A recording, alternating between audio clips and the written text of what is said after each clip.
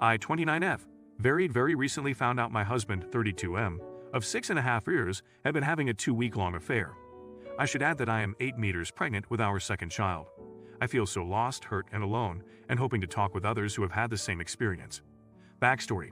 My husband a month or so ago got back on social media, and I noticed a lot of women liking his posts. I also found out he was messaging a woman in Discord and confronted him. It wasn't any flirting or sexting, but he was definitely seeking her out to have a conversation.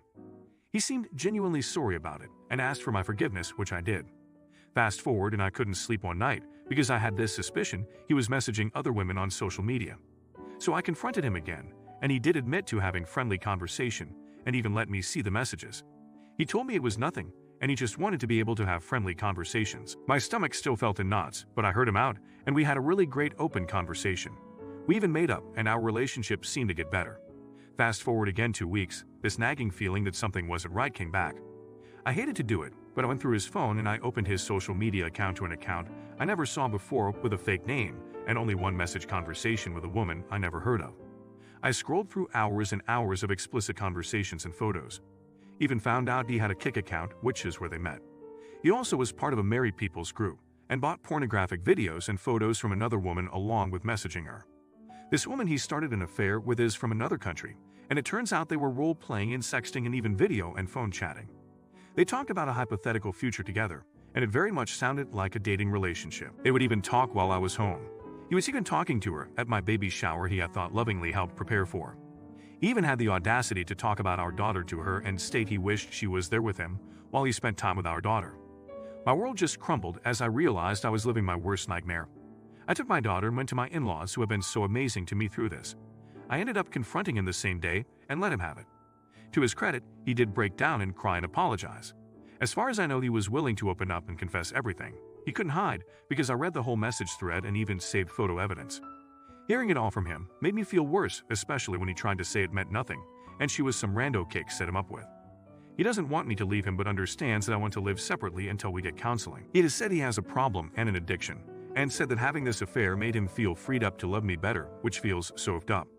I thought we had been doing better after our heart-to-heart and making up, but then come to find out right after that he starts this affair. I feel so broken and I want to work on our relationship, but so scared of it happening again or not getting better. He is very sorry, which I'm glad, but I definitely haven't forgiven yet, but still very much love him. I need advice on how to navigate this early stage of finding out you are a victim of cheating. My so cheated on me while I was pregnant, and it was the worst pain I ever felt. He did all the things, showed remorse, and begged for forgiveness. I thought he had changed.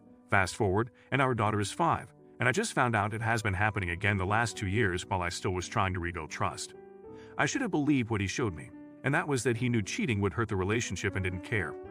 My advice is don't take him back. I wish I didn't. I'm so sorry this happened to you. I was in a similar situation with my husband about 12 years ago, and I can tell you that the trust never fully comes back.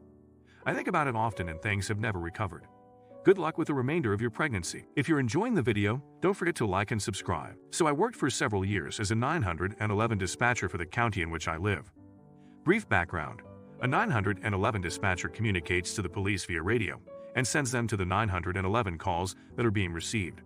It may be to a call that you personally take simultaneously, or you may just be reading the notes to the police as another call taker enters the information they're receiving from the caller. A police dispatcher also runs license plates and driver's licenses for the cop when they pull people over, and tell them if anything is expired or if there's a warrant, etc. Every night I went to work, I dispatched for a different township within the county. So I worked with each different township's police department on a rotating basis, depending on the day. Now that you know how things work, I'll begin. This particular night of work was a Saturday, and I was dispatching for my favorite township, the one in which I personally grew up, know many of the police, and attended high school. I received a 911 call at around 11:30 p.m. about a suspicious vehicle parked in a parking lot of a park, which closes at sundown, so there really shouldn't be any cars there. I dispatched one of my officers to the location, and upon his arrival, he gave me a license plate to run to see whose vehicle it might be. As I'm running the plate, he gets on the radio and says the engine is still warm. I'm gonna look around. I asked if he wanted backup. He declined. I hit the plate info back, and there it is. The car is my now ex-boyfriend's car. We'll call him Steve. At this point, I was internally panicking. Why does Steve park in a park in the woods so late on a Saturday night? The officer got back on the radio a few minutes later after I told him the name of the owner of the vehicle and that the cat came back up to date with no warrants, etc., and said, "Hold on, I see a male and a female emerging from the woods. I'll give you driver's license numbers in a minute." So then I waited the longest 30 seconds of my life to run this license number and figure out who he is so obviously cheating on me with. I ran the licenses. There was a picture that popped up with his face, and there, on the second license, was his ex-girlfriend, who he had dated just months before he and I met. "No warrants," I told the cop. "They said they were just frog hunting in the woods. You can disregard status checks," he replies. Clearly that's not a real thing that you just happened to do with your ex at midnight. Now, however badly I wanted to text him at that moment, I didn't. I waited until the next morning, and we chatted on the phone, and I asked what he got into the night before. He said he was so tired from work that he just passed out early. I said, "Oh really? I heard he got stopped by the police last night." That spineless bastard hung up right then and there, and I never heard from him again. Frog hunting? You're right, he comes out of the woods with a woman at about midnight. Ha. Glad everything worked out for you. This just makes me hate cops more than foul being at a park at night. Is Sigas Pesayudas? You asked if he needed backup. For what? Sorry you got cheated on, but this is a waste of our taxpayer dollars. Story Hub.